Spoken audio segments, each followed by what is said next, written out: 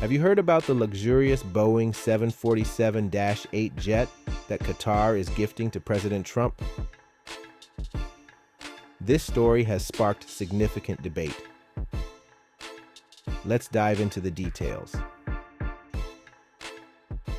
The Trump administration plans to accept this super luxury aircraft as a temporary Air Force One. This arrangement will last until Trump leaves office. Importantly, once Trump finishes his term, the plane will belong to the Trump Presidential Library Foundation.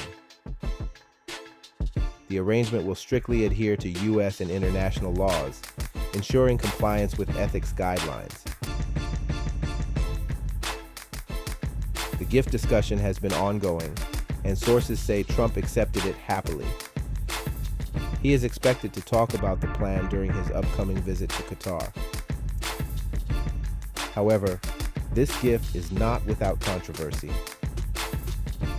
White House Press Secretary Caroline Leavitt assures that all gifts from foreign governments are accepted legally.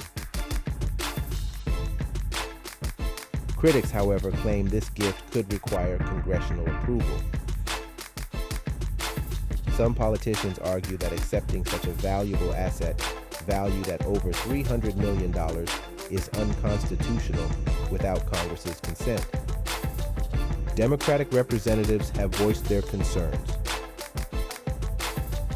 Representative Jamie Raskin emphasizes the Constitution prohibits any foreign gifts without approval.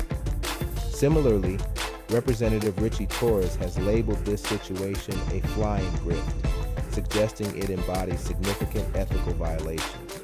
Senate Minority Leader Chuck Schumer shared his discontent, claiming this situation exemplifies foreign influence over American leadership. Meanwhile, Senator Bernie Sanders labeled the transaction as corrupt and unconstitutional.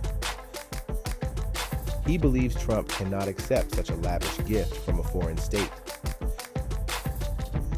The Justice Department has not addressed whether the plane's acceptance violates anti-bribery laws.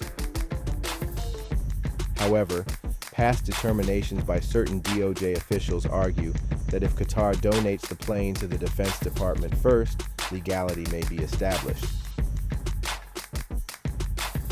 Former Obama administration ethics advisor Norm Eisen insists this gift violates the Emoluments clause. He questions whether accepting the plane requires congressional approval and contemplates legal action against the transfer. As this situation unfolds, Trump prepares for his first overseas visit of his second term.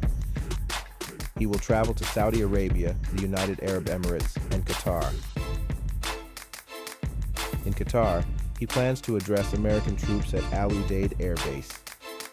In summary, the acceptance of this aircraft gift raises numerous ethical and legal questions.